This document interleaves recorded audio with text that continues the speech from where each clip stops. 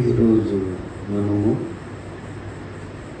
దేవుడు దేన్ని ఇష్టపడతాడు అనే అంశాన్ని గురించి ధ్యానం చేసుకుంటాం. దేవుడికి ఏం కావాలి అనే అంశం గురించి ధ్యానం చేసుకోబోతున్నాం. హెబ్రీయులకు రాసిన పత్రిక 10వ అధ్యాయము 5వ వాక్యం. హెబ్రీయులకు రాసిన 5 నుండి 2 వాక్యాలు. హెబ్రీయులకు రాసిన పత్రిక 10వ అధ్యాయం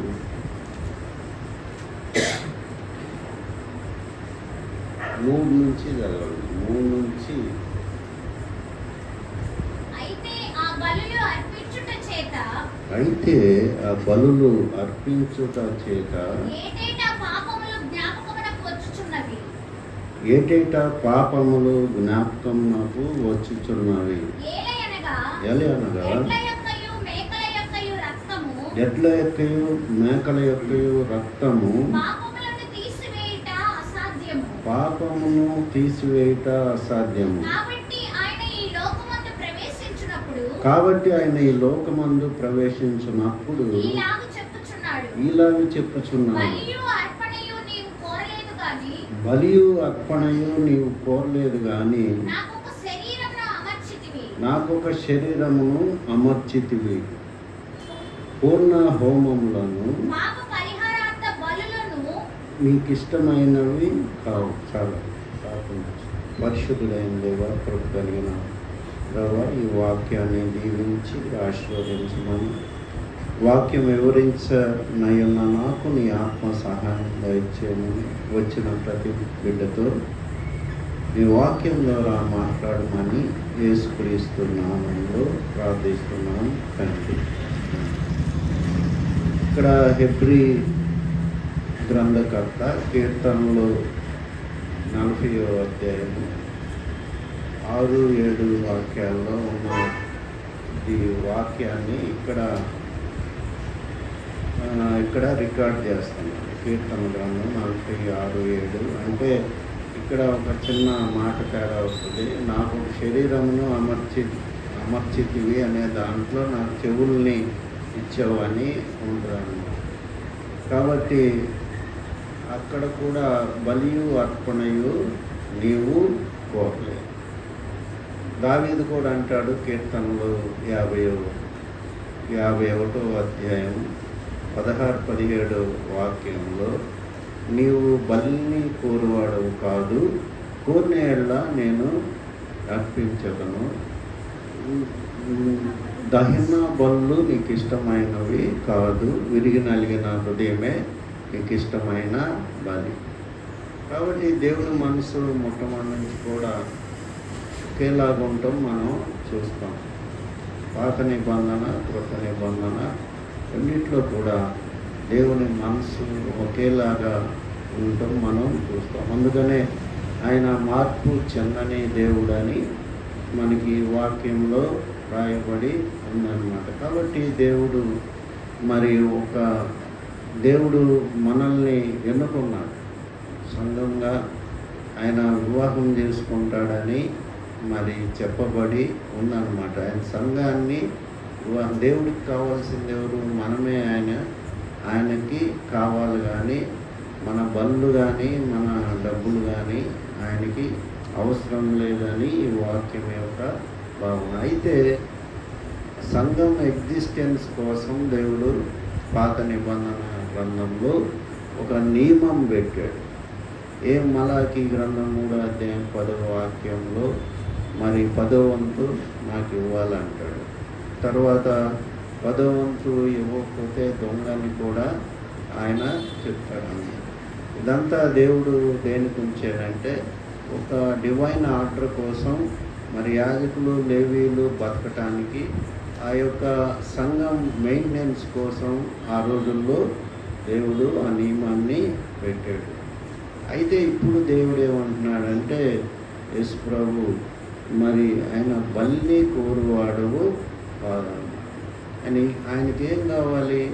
మనమే ఆయనకి కావాలి. మనం రోమీయులకు రాసిన పత్రిక 12వ అధ్యాయం 1వ వాక్యం చూస్తే, రోమీలకు రాసిన పత్రిక 12వ అధ్యాయం 1వ వాక్యం. కాబట్టి సహోదరులారా, పరిశుద్ధమును దేవునికి అనుకూలమును అయిన సజీవ యాగంగా మీ శరీరములను ఆయనకు సమర్పించుకొండని దేవుని వాత్సల్యమును బట్టి మిమ్మును బతిమాలుకొనుచున్నాను. అంటే అర్థమేంటి? మన చెవులు, మన కళ్ళు, మన చేతులు, మన కాళ్ళు అన్నీ కూడా ఆయనకి, ఆయన మహిమ కోసం ఉపయోగిస్తూ ఉండాలన్నమాట. ఉదాహరణకి పెదవులు మరి ఆయన పాటలు పాడటానికి, ఆయన కీర్తించడానికి, ఆయన స్తుతించడానికి జిహ్వా ఫలం అని ఉంటుంది. హెబ్రీలకు రాసిన పత్రికలోనే 13వ అధ్యాయంలో మరి 15వ వాక్యం. కాబట్టి ఆయన ద్వారా మనము దేవునికి ఎల్లప్పుడూ స్తుతియాగము చేయుదాము. అనగా ఆయన నామమును ఒప్పుకొనుచు జిహ్వా ఫలము అర్పించు.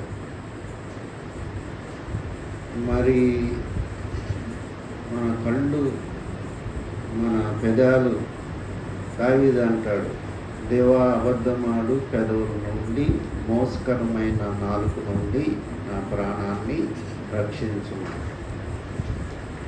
తర్వాత మనం తిమోతి పత్రిక, 1 తిమోతి పత్రిక 4వ అధ్యాయం 6వ వాక్యంలో ముసలమ్మ ముచ్చట్లను విసర్జించండి అని ఉంటుంది. ఈ ముసలమ్మ ముచ్చట్లు అంటే ఇన్ఫర్మేషన్ అన్నమాట. వాళ్ళు ఏం చేస్తున్నారు, వీళ్ళు ఏం చేస్తున్నారు, వాళ్ళకి పెళ్ళి అయిందా, వాళ్ళు బాగుంటున్నారా, వాళ్ళు లేదా, ఈ ఇతరుల గురించి, థర్డ్ పార్టీ గురించి మాట్లాడుకోవటమే ముసలమ్మ ముచ్చట్లు అన్నమాట. జోషువా డానియల్ గారు ఒకసారి బాగా గుర్తుంది, ఆయన చివరి ప్రసంగము లేకపోతే లాస్ట్ బట్ 1 వణుక్కుంటా కుర్చీ మీద కూర్చుని చెప్తున్నాడు. ఇది ఒకసారి చెప్పాను కూడా. ఏం చెప్తున్నాడంటే, మన దగ్గర లేని వ్యక్తిని గురించి మనం మాట్లాడుకోవటం, పక్షవాతం వచ్చినప్పుడు తాస్పాం ఎదురుగా కూర్చున్నట్ట. మన దగ్గర ఎదురుగా లేని వ్యక్తి గురించి మనం మాట్లాడుకోవటం, ఏదో ఒక మాట మాట్లాడుకోవాలి. కానీ అదే కథలుగా కొంతమంది ఇద్దరు మాట్లాడుకుంటే మనం మార్కెట్కి వెళ్ళి వచ్చిన తర్వాత కూడా వాళ్ళు అంతే ఉంటారు. 4-6వ వాక్యంలో ఏముంది? తిమోతి పత్రిక 1 పత్రిక 4-6 వాక్యంలో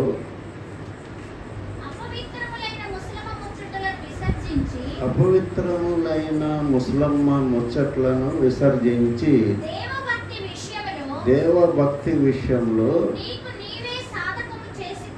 నీకు నీవే సాధకము చేసుకోను. అపవిత్రమైన ముసలమ్మ ముచ్చట్లను విసర్జించు.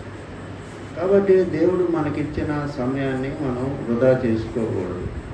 మనకిచ్చిన పెదాలని మనం సజీవ యాగంగా సమర్పించుకోవడం అంటే మన కళ్ళు ఆయన కోసం పనిచేయాలి. మా 119వ కీర్తన 37వ వాక్యంలో దావీదు అంటాడు, వ్యర్థమైన వాటిని చూడకుండా నా కళ్ళను నిలిపివేయమంటాడు. కాబట్టి మనం చెక్ చేసుకుంటూ ఉండాలి మన అవయవాలు. మరి దేవునికి ఇష్టం లేని చోట్లకి మన కాళ్ళు వెళ్ళకూడదు, మన చేతులు కూడా ఆయనకి ఇష్టం లేని పనులు మనం చేయకూడదు. కాబట్టి ఉదాహరణకి మనం ఆల్కహాల్ తాగుతున్నాం అనుకో, ఆ చేతులతోనే తాగాలి కదా. కాబట్టి దేవుడు చేతులు ఇచ్చింది మరి చప్పట్లు కొట్టడానికి, లేకపోతే వాక్యం చదవటానికి, అన్నిటికి కూడా దేవుడు ఒక మంచి పనులు చేయటానికి దేవుడు అపూర్వమైన అవయవాల్ని దేవుడు మనకి ఇచ్చాడండి. కాబట్టి అవి డబ్బులు పెట్టి కొనలేము. తర్వాత మనం రోమిలకు రాసిన పత్రిక 6వ అధ్యాయము 17-18 వాక్యాల్లో కూడా ఇలాంటి మాటలే మనం చూస్తాం. మీరు పాపమునకు దాసులై ఉంటరి గాని ఏ ఉపదేశ క్రమం నాకు అప్పగింపబడితిరో దానికి హృదయపూర్వకంగా లోబడిన వారై పాపం నుంచి విమోచింపబడి నీతికి దాసులైతిరి. మీ అవయవములను పాపానికి సాధనాలుగా వాడుకోవద్దని అక్కడే ఉంటుంది. 6వ అధ్యాయము రోమీయులకు రాసిన పత్రిక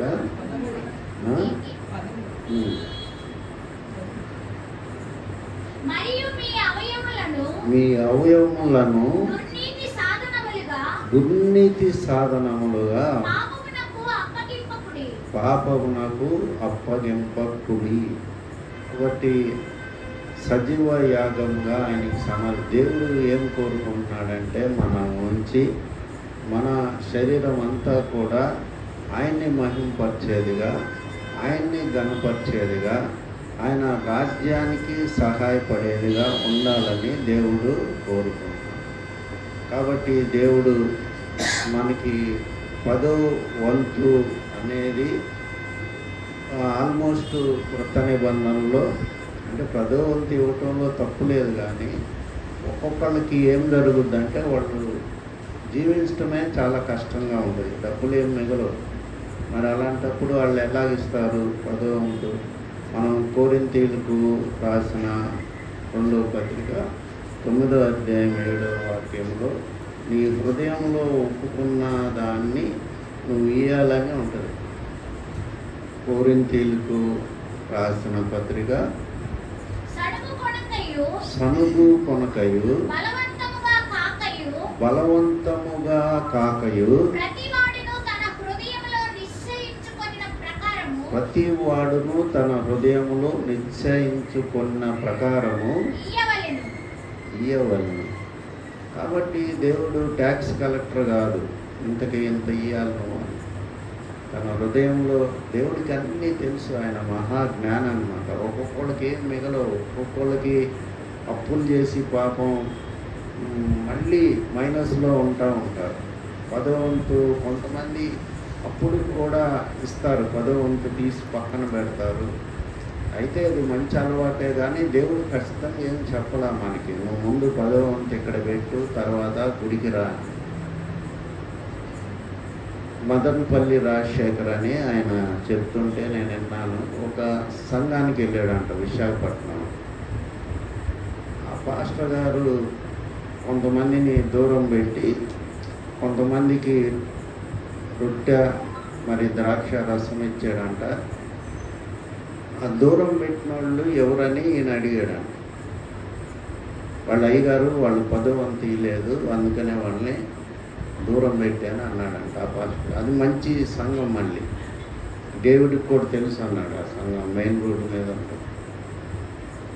ఇప్పుడు అన్నాడంట ఆయన వెంటనే, మొహానా నువ్వు నరకానికి వెళ్తావు, పరలోకానికి బాబు, జాగ్రత్తగా ఇట్లాంటి పనులు చేయబాకు, నేను ఇంకా ఈ సంఘానికి రానని లేదు. కాబట్టి అట్లాంటి దైవజనులు ఉండటం కూడా మనకి అవసరం అన్నమాట.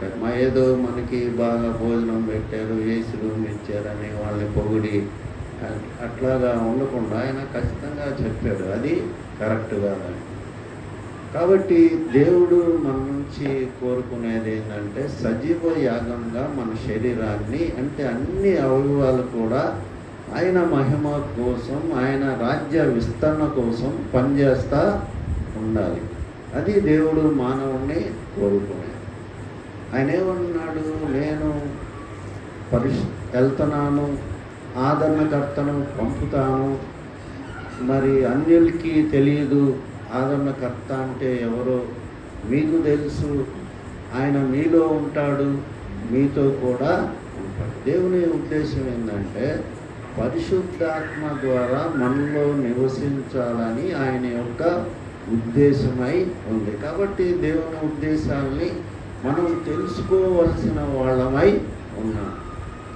తర్వాత 1 కొరింథీ 3:16 మీ యొక్క దేహము శరీరము దేవుని ఆలయమై ఉన్నదని మీరు ఎరగరా?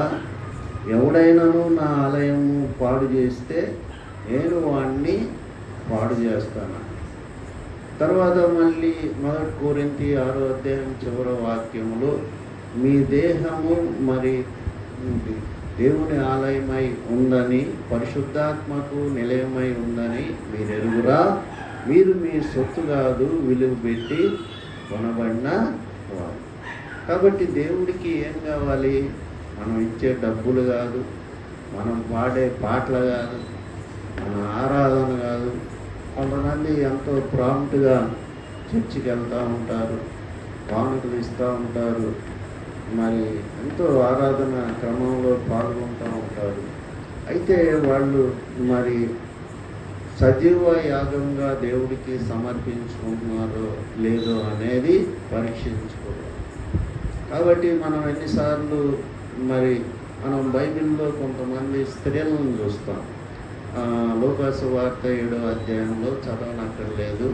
ఒక స్త్రీ వచ్చి యేసు ప్రభు పాదాల మీద అత్తరు పోసి తల వెంట్రుకలతో కాళ్ళు తుడుస్తుంది. ఆమె పెద్ద పాపాత్మురాలు, మరి వ్యభిచార స్త్రీ అని కొంతమంది కొన్ని వాక్యాల్లో రాయబడి ఉంది. కొంతమంది ఏమంటారంటే మగ్దలేని మరియ అంటారు, కొంతమంది ఏమంటారంటే ఆమె లాజరు సహోదరి అంటారు. ఏదేమైనప్పటికీ దేవుడు ఆమె మరి ఎక్కువగా ప్రార్థనలు చేయలేదు. ఆమె ఎక్కువగా మరి మందిరానికి వెళ్ళినట్టు లేకపోతే భక్తురాలని ఎక్కడ కూడా రాయలేదు. ఆమె సజీవ యాగంగా దేవుడికి ఆ క్షణంలో సమర్పించారు. అట్లాగే సిలువలో దొంగ కూడా సజీవ యాగంగా హృదయంలో పశ్చాత్తాపం పడ్డాడు.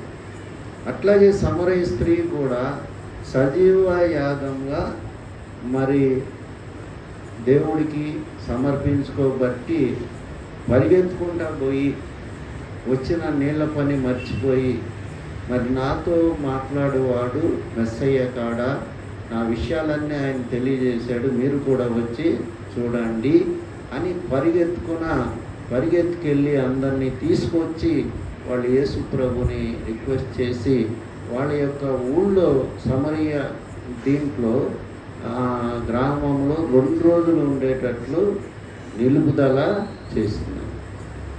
కాబట్టి దేవుడు మనం ఎన్నిసార్లు చర్చికి వెళ్తున్నాం, ఎంత క్రమంగా ఉంటున్నాం ఇవన్నీ కాదు, కానీ దేవుడు మన హృదయం ఎక్కడ ఉంది, మన హృదయంతో ఆయన్ని స్తుతిస్తున్నామా లేదా అనేది దేవుడు ముఖ్యంగా మనలో చూసే ముఖ్యమైన విషయం.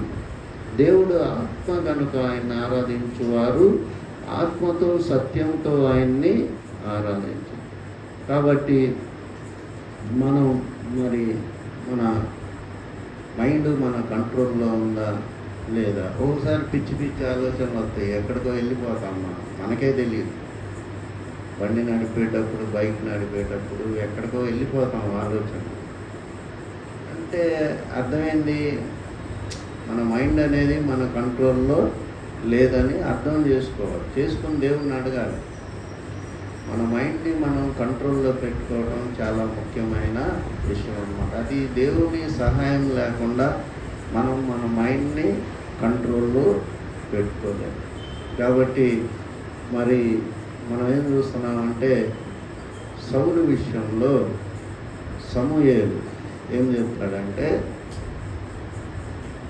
నువ్వు అమాలేకీయుల్ని మొత్తాన్ని హతం చేసి అక్కడున్న ఏది కూడా మిగలటానికి వీల్లేదు. పశువులు కానీ, పసిపిల్లలు కానీ, స్త్రీలు కానీ ఏది కూడా మిగలటానికి వీల్లేదని దేవుడు సమూయేలు ద్వారా సౌలుకి ఆజ్ఞాపిస్తే, సౌలు ఏం చేస్తాడంటే సమూయేలు చేసే పని సౌలు చేసి సమాధాన బలులు అర్పించి ఏం చెప్తాడంటే సమూయేలుకి ఎదురెళ్తాడు. వెంటనే సమూయేలు వస్తాడు. వచ్చి నేను దేవుడి ఆజ్ఞని నేను మరి ఇచ్చేసాను, పాటించాను, సంపూర్తి చేశాను అంటాడు. చదవండి 15వ అధ్యాయం 13 వాక్యం.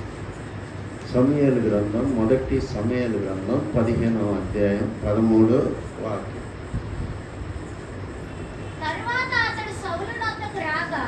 తరువాత అతడు సౌలు వద్దకు రాగా సౌలు యెహోవా వలన నీకు ఆశీర్వాదము కలుగునుగాక, యెహోవా ఆజ్ఞను నేను నెరవేర్చితిననగా సమూయేలు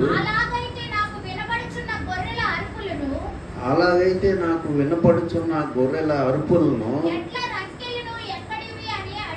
ఎడ్ల రంకెలను ఎక్కడివి అని అడిగాను. కాబట్టి ఆయన దేవుడు ఏది చెప్తే మనం అది చేయాలి. కానీ మరి ముఖ్యంగా అమాలేకీయులు అనే వాళ్ళకి దేవుడు ఎప్పుడో చెప్పాడు. ఏం చెప్పాడు? వాళ్ళు మరి మీరు పోతుంటే, మీరు వస్తుంటే ఐగుప్తు నుంచి మీకు ఎదురెళ్ళి మీతో యుద్ధం చేసి మీకు ఆటంకపరిచారు, వాళ్ళని మాత్రం భూమి మీద తుడిచేయాలని దేవుడు ఆజ్ఞించాడు. దేవుడికి చూడండి ఎంత పంతమో, ఎంత తన ప్రజల మీద ఆయనకున్న అభిమానమో మనకి అర్థమో. ఏమన్నాడు? మీరు వస్తుంటే అలసిపోయి మిమ్మల్ని ఆటంకపరిచి మిమ్మల్ని ఇబ్బంది కలుగుతుంది. దేవుడికి ఏం చేయలేడు అమాలి. అయినా కానీ దేవుని ప్రజల తన బిడ్డల్లాగా మిమ్మల్ని వాళ్ళు ఆటంకపరిచారు. వాళ్ళు ఎవ్వరు కూడా భూమి మీద ఉండకుండా తుడిచేయమని చెప్తే సౌలు ఏం చేశాడు? అగగు, అమాలేకీల రాజు అగగుని కొన్ని మంచి గొర్రెల్ని, పశువుల్ని అంతే పెట్టుకొని నేను దేవుని ఆజ్ఞను చేశాను అని సమూయేలుకి ఎదురెళ్ళాడు. ఇప్పుడు సమూయేలు ఏమంటాడంటే 15వ అధ్యాయం 22వ వాక్యంలో, అందుకు సమూయేలు తాను సెలవిచ్చిన ఆజ్ఞను ఒకడు గైకొనుట వలన యెహోవా సంతోషించున్నట్లు ఒకడు దహన బలులను అర్పించుట వలన ఆయన సంతోషించునా. కాబట్టి దేవుడికి కావాల్సింది ఏంటి? ఆయన మాట గైకొనటమే ఆయనకి కావాలని. అదే మాట లోక 6:46లో అంటాడు, నేను చెప్పిన మాట మీరు వినకుండా నన్ను ప్రభువా అని పిలుచుట ఎందుకు అంటాడు. కాబట్టి దేవుడు మరి హృదయాల్ని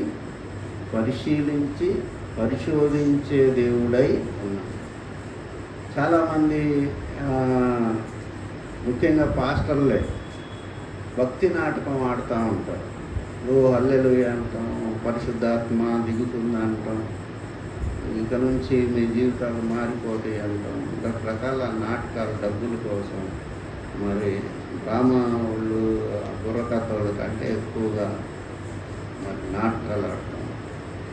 కానీ దేవుడికి ఏ ఉద్దేశంతో ఆ పాస్టర్ మాట్లాడుతున్నాడో సమస్తం కూడా హృదయ అంతరింద్రియాలని ఆయన పరిశోధించే దేవుడు. మనం 7వ అధ్యాయం కీర్తనలు 9వ వాక్యం.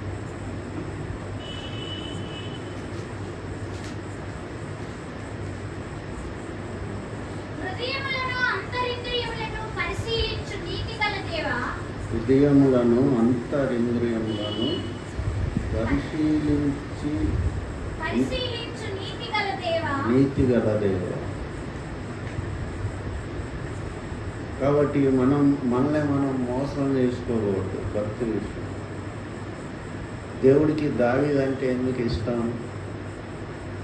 పాపం చేసినప్పుడు నాతాను ప్రవక్తని పంపించి చరిత్ర అంతా చెప్పాడు. ఏం చెప్పాడు? ఒక పేదోడు ఉన్నాడు, వాడికి ఒక గొర్రె పిల్ల ఉంది. ఒక ధనవంతుడు ఉన్నాడు, వాడికి అనేక మందలు ఉన్నాయి. అయితే ఒకరోజు ధనవంతుడి ఇంటికి ఒక గెస్ట్ అతిథి వచ్చాడు. అతిథి వచ్చినప్పుడు ఆ పేదవాడి గొర్రె పిల్ల తీసుకొని మరి దాన్ని చంపి విందు చేశాడు. ఇది న్యాయమా అన్నాడు. ఇది చాలా అన్యాయం, వాడికి మరణశిక్ష విధించాలి, లేకపోతే 4 రెట్లు ఇవ్వాలని దావీదు చెప్పాడు. దావీదు చెప్తే నాతాను ప్రవక్త ఏమంటాడంటే, ఆ పని చేసింది నువ్వే అంటాడు. ఆ పని చేసింది నువ్వే అంటాడు. మరి ఆ రోజుల్లో దావీదు అంటే ఎంతో పవర్ఫుల్ కింగ్ అన్నమాట. ఎదుటోళ్ళు భయపడే, అసలు ఆయన సన్నిధిలో నిలబడే ధైర్యం కూడా ఎవరికి లేదు. అలాంటి పరిస్థితుల్లో నాతాను ఏమంటాడంటే, ఆ పని చేసింది నువ్వే అని ఒక గొప్ప తీర్పిస్తాడు. నువ్వు ఎవరికి తెలియకుండా చేసావు, ఇది పట్టపగలే నీ చెరువు వానికి నీ భార్యల్ని దేవుడు అప్పగిస్తాడు. సదాకాలం నీ కుటుంబం మీద కత్తి ఉంటుంది అని చెప్తాడు. చెప్పినప్పుడు దావీదు ఏమంటాడంటే, నేను పాపం చేశానని పశ్చాత్తాపం. దేవుడి దగ్గర ఎప్పుడు కూడా మనం పాపం చేసినప్పుడు, దేవుని సన్నిధిని నిర్లక్ష్యం చేసినప్పుడు ఆయన దగ్గర ఒప్పుకోవాలి, సరి చేసుకోవాలి. దాన్ని కవర్ చేసుకోవడానికి మనం చూడకూడదు. అందుకనే దేవుడు ఏమన్నాడు, అంత పాపం చేసినా కానీ దావీదు నా హృదయానుసారుడైన వ్యక్తి. కాబట్టి దేవుడికి కావాల్సింది ఏంటంటే, యథార్థ హృదయులు ఆయన ముఖ దర్శనం చేస్తారు. నాటకాలు ఆడకూడదు దేవుడి దగ్గర. మనుషుల దగ్గర ఆడవచ్చు, ఆడితే కుదురుదు, కానీ దేవుడి దగ్గర అబద్ధాలు, నాటకాలు ఆడదు. నేను పాపం చేశాను ప్రభువా, నన్ను క్షమించు అని మనం చెప్పుకోవాలి. కాబట్టి నేను నిన్ను గౌరవించలేకపోయాను. నేను తండ్రినైతే నాకు ఇవ్వాల్సిన గౌరవం ఏమవుతుంది అని మలాకి 1:6 దేవుడు ప్రశ్నిస్తున్నాడు. దేవుడు డిగ్నిఫైడ్ గాడ్ అన్నమాట. ఆయనకి ఎంతో ప్రెస్టేజీ ఉంది. ఆయన భూమి ఆకాశాన్ని సృష్టించిన దేవుడు. ఆయన సన్నిధిలో మనం సరిగ్గా ఆయన మహింపరిచే విధంగా మనం చర్చికి అటెండ్ అవ్వాలి. తర్వాత మనం చేసే క్రియలు ముఖ్యం. సజీవ యాగంగా మన దేహాన్ని ఆయనకి సమర్పించుకోవాలి అని మిమ్మల్ని నేను బతిమాలుకుంటున్నానని రోమీలకు రాసిన పత్రిక 12 పరిశుద్ధుడైన పౌలు రోమా సంఘానికి చెప్తున్నాడు. కాబట్టి దేవుడికి ఏం కావాలి మనం ఆలోచించాలి. మనం ఏం చేస్తామంటే దేవుడికి అసలు ఆయన చర్చికి సరిగ్గా వెళ్ళాం, సరిగ్గా ప్రార్థన చేయం, గౌరవించాం. కానీ ఏదో ఒక కృతజ్ఞత ఆరాధన అని పెట్టి పెద్ద విందు చేస్తాం. మంచి ఖరీదైన డిన్నర్ కానీ లంచ్ కానీ మనం చేస్తాం. కానీ దేవుడు ఇవన్నీ కూడా ఇష్టపడే దేవుడు కాదన్న. ఈ బళ్ళు నాకెందుకు అంటాడు. మనం యెషయా గ్రంథంలో కూడా ఇది రిపీటెడ్గా ఉంటుంది బైబిల్లో. నీ బళ్ళు నాకొద్దు, నాకు అక్కర్లేదు, నాకు వెక్కసమైనవి, నా దగ్గరికి రండి, నా ఆవరణాన్ని తొక్కమంది ఎవరు రమ్మన్నారు మిమ్మల్ని, ఎందుకు వచ్చారు అసలు, ఈ విధంగా దేవుని మాటలు ఉంటాయి అన్నమాట. యెషయా గ్రంథం 1వ అధ్యాయంలో యెషయా గ్రంథం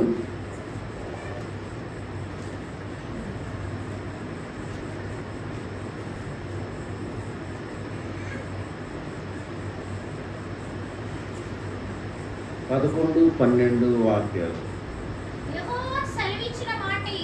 యెహోవా సెలవిచ్చిన మాట ఇదే, విస్తారమైన మీ బలులు నాకేలా, దహన బలులను పొట్టేళ్లను, బాగుగా మేపిన దూడల క్రొవ్వును నాకు వెక్కసమాయను. కోడెల రక్తమందైనను, గొర్రె పిల్లల రక్తమైనను, మేకపోతుల రక్తమందైనను నాకు ఇష్టం లేదు. నా సన్నిధిని కనబడవాలని మీరు వచ్చుచున్నారే, నా ఆవరణమును తొక్కుటకు మిమ్మల్ని రమ్మన్నవాడు ఎవడు కాబట్టి ఇక్కడ మరి దేవుడు చెప్తున్నాడు ఖచ్చితంగా, దేవుడికి మొహమాటం ఏమి ఉండదు పాపం విషయంలో. వాళ్ళే వీళ్ళు ఏమైనా బాధపడతారేమన్నా అంటే మన ఇశ్రాయేలులని దేవుడు అనుకోవడానికి. దేవుడు ఎందుకు ఒకరిని గద్దిస్తాడంటే సరి చేసుకోవటానికి గద్దిస్తాడు. తండ్రి ప్రేమించు కుమారుని శిక్షించు. కాబట్టి ఆయన మొట్టమొదటి నుంచి 1వ అధ్యాయంలో అంతా కూడా తిడతా ఉంటాడు. పాపిష్టి జనమ, దోషభర్తమైన ప్రజలారా, దుష్ట సంతానమా, చెరుకు చేయి పిల్లలారా, మీకు శ్రమ. యెహోవాను మీరు విసర్జించి ఉన్నారు. ఇశ్రాయేలు యొక్క పరిశుద్ధ దేవుని దూషింతుడు, ఆయన విడిచి తొలగిపోయి ఉన్నారు. కాబట్టి దేవుడు తిట్టే మాటలు చాలా స్మూత్గా ఉంటాయి కానీ చాలా ఘాటుగా ఉంటాయి. శాస్త్రులు పరిశీలన ఆయన ఆ రోజు ఆయన ఏమన్నాడు? సంతానమా అన్నాడు. అంతకంటే తీవ్రమైన మాట ఇంకోటి లేదన్నమాట. ఆ విధంగా దేవుడు మరి మనం ఆయన ఉద్దేశాన్ని నెరవేర్చినప్పుడు, ఆయన యొక్క మరి ప్లాన్స్ అర్థం చేసుకున్నప్పుడు దేవుడు కఠినంగా మనతో మాట్లాడుతూ ఉంటాడు, మనల్ని హెచ్చరిస్తూ ఉంటాడు. కాబట్టి మనం ఆదికాండం 4వ అధ్యాయంలో చదవనక్కర్లేదు. ఆడ కయ్యను ఏబేలని ఇద్దరిని మనం చూస్తాం. కయ్యనైతే కొన్ని కూరగాయలు మరి వ్యవసాయం చేస్తాడు కాబట్టి దానికి సంబంధించిన వస్తువులు మరి దేవుడి దగ్గరికి తీసుకొస్తాడు. ఏబేలు అయితే మరి మంచి క్రొవ్విన దూడను తీసుకొచ్చి వధిస్తాడు. ఇక్కడ ఎందుకు అంగీకరించాడంటే దేవుడు మరి హృదయంతో ఆత్మతో పూర్తిగా మరి ఏబేలు దేవునికి సమర్పించాడు. కయ్యనైతే ఇష్టం లేకుండా తీసుకొచ్చాడు అర్పణ. కాబట్టి దేవుడు హృదయాన్ని చూసే దేవుడు, హృదయాల్లో నివసించే దేవుడు, మానవుడితో కలిసి జీవించే దేవుడని. కాబట్టి ఆయన మరి గొర్రెపిల్ల వివాహ సమయంలో ఆయన మరి సంఘాన్ని వివాహం చేసుకుంటాడు. సంఘాన్ని వివాహం చేసుకుంటాడంటే ప్రతి సంఘ సభ్యుల్లో, ప్రతి బాప్తిసం మారు మనిషి పొందిన వారిలో ఆయన ఆత్మ లేదే మరి సంఘంలో మనం ఉండమని. కాబట్టి ఆయన ఆత్మ మనలో పెట్టుకొని ఆయన మనల్ని ఏకాత్మ అవుతాడు. ఈ మాట అంతకుముందు కూడా మనం చూసుకున్నాం. కొరింథీయులకు రాసిన 6వ పత్రిక. అంటే దేవుడు మనతో కలిసిపోవాలని చూస్తూ ఉంటాడు కానీ మన యొక్క వస్తువులు వీటిని ఆశించే దేవుడు కాదు. కొరింథీయులకు రాసిన పత్రిక 6:17 చదవండి. అటువలే ప్రభువుతో కలుసుకున్నవాడు ఆయనతో ఏకాత్మై ఉన్నాడు. అటువలే ప్రభువుతో కలుసుకున్నవాడు ఆయనతో ఏకాత్మై ఉన్నాడు. అంటే అర్థమైంది, దేవుడు ఒక పాపిని, ఒక వ్యక్తాన్ని, ఒక దొంగని, మోసగాడిని మార్చి ఆయనతో వాళ్ళతో కలిసిపోవాలని దేవుని ఉద్దేశమై ఉంది. అటువలే ప్రభువుతో కలుసుకున్నవాడు ఏకాత్మై ఉన్నాడు. ఇద్దరు ఒకటే అన్నాడు. కాబట్టి ఒక మానవుని దేవుని స్టేటస్కి దేవుడు ఎదిగించాలని దేవుని యొక్క ఉద్దేశం అన్నమాట. కాబట్టి మనం మరి మూలవాక్యం మళ్ళీ ఒకసారి మనం చూసుకుందాం. హెబ్రీలకు రాసిన పత్రిక 10వ అధ్యాయం 5వ వాక్యం. కాబట్టి ఆయన ఈ హెబ్రీలకు రాసిన పత్రిక 10వ అధ్యాయం 5వ వాక్యం. అదేనా? ఇలాగ చెప్పుచున్నాడు, బలియు అర్పణయు నీవు కోరలేదు కానీ నాకు ఒక శరీరమును అమర్చితి. అంటే ఏంటి? శరీరం అంటే ఏంటి? యేసు ప్రభువును గూర్చిన ప్రవచనం అన్నమాట. యేసు ప్రభువు చెప్తున్నాడు దావీదు ద్వారా. ఏమని చెప్తున్నాడు? బలియు అర్పణయు నువ్వు కోరలేదు కానీ నాకు ఒక శరీరమును అమర్చింది. ఆ శరీరము సంపూర్ణంగా యేసు ప్రభు శరీరము దేవునికి అంకితం చేసింది. నీవు నాకు ఇచ్చిన పని అంతా కూడా సంపూర్ణంగా నెరవేర్చున్నానని యోహాను సువార్త 17వ అధ్యాయంలో మరి యేసు ప్రభు చెప్తాడు. కాబట్టి దేవుడికి ఇచ్చిన శరీరాన్ని యేసు ప్రభు సంపూర్ణంగా సజీవ యాగంగా దేవుడికి సమర్పించాడు. అట్లాగే మనం కూడా ఉండాలని దేవుని లేఖనాలు మనకి సెలవిస్తూ ఉన్నాయి. కాబట్టి సజీవ యాగముగా మనం ఆయనకి సమర్పించుకోవడానికి మన శరీరం అంటే మన కళ్ళు, మన నాలుక, మరి యాకోబు పత్రిక 3వ అధ్యాయం చదవనక్కర్లేదు. అన్ని అవయవాల కంటే నాలుక చాలా ప్రమాదకరం.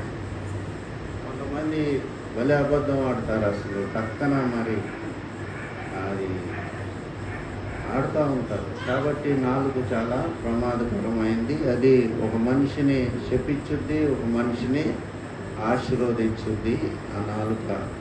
మరి దాని గురించి చాలా వివరణ యాకోబు పత్రిక 3వ అధ్యాయంలో మనం చూస్తున్నాము. కాబట్టి మన అవయవాన్ని గూర్చి మనం ప్రార్థన చేసుకుంటే దేవుడు మన అవయవాల్ని కూడా ఆశీర్వదిస్తాడు. ఎక్కడ మన అవయవాలు మరి మనకి లోబడతలేదో మనం తెలుసుకోవాలి.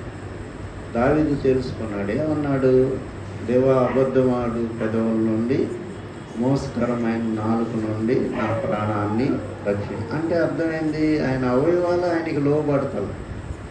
దేవుడి సహాయం అడుగుతున్నాను. వ్యర్థమైన వాటిని చూడకుండా నా కళ్ళను తిప్పివేయమంటున్నాడు. అంటే ఏంటి? ఆయన కళ్ళు ఆయన మాట వింటలేదన్నమాట. అందుకని అంత పాపం చేసి భయంకరమైన కీడు ఆయన తెచ్చుకున్నాడు. కుమారులు చనిపోయారు, మరి పారిపోయాడు. అభిషాలం దాడి చేసినప్పుడు ఇవన్నీ కూడా ఎందుకు జరిగిందంటే ఆయన కళ్ళని ఆయన అదుపులో పెట్టుకోలేకపోయాడు. కాబట్టి దేవుడికి ఇష్టమైనది ఏంటంటే మనమే ఆయనకి ఇష్టమైన, విరిగి నలిగిన హృదయమే ఆయనకి ఇష్టమైన పని. మన శరీరమే ఆయనకి దేవాలయం. కాబట్టి ఆయన మనలో వచ్చి నివసిస్తానికి ఇష్టపడే దేవుడై ఉన్నాడు. కాబట్టి మన శరీరాన్ని ఎట్లా ఉంచుకోవాలి? నేను తలుపు వద్ద నిలబడి తట్టుచున్నాను, ఎవడైనా నా స్వరం విని తలుపు తీస్తే నేను లోపలికి వస్తాను, మేము ఇద్దరం కలిసి భోజనం చేస్తాం అంటాడు. అంటే ఏంటి? మన యొక్క శరీరాన్ని, హృదయం అనే తలుపుని మనం పరిశుద్ధంగా ఉంచుకున్నట్లయితే దేవుడు మనలోకి వచ్చి నివాసం చేస్తాడు. కాబట్టి దేవుడు ఆయన బలిని కోరే దేవుడుగా. చివరిగా మనం ఒక వాక్యం మనం చదువుకుని ముగించుకున్నాం. కీర్తనలు 24వ అధ్యాయం 1వ వాక్యం. భూమియు దాని సంపూర్ణతయు లోకమును దాని నివాసులను యెహోవాయే. కాబట్టి అన్నీ ఆయనయే. మందంటూ ఏమీ లేదు. మందంటూ భూమి మీద ఏది లేదు. మన శరీరం మంది కాదు, మన కళ్ళు మనవి కాదు, మన జుట్టు మంది కాదు, మన కాళ్ళు మనవి కాదు. కాబట్టి అన్నీ కూడా దేవుని. కాబట్టి వీటన్నిటితో మనం దేవుణ్ణి మహింపరిచి పరిస్తే దేవుడు ఎంతో మనకిచ్చిన జీవితాన్ని బట్టి సంతోషించే దేవుడై ఉన్నాడు. ప్రార్థన చేసి పరిశుద్ధుడై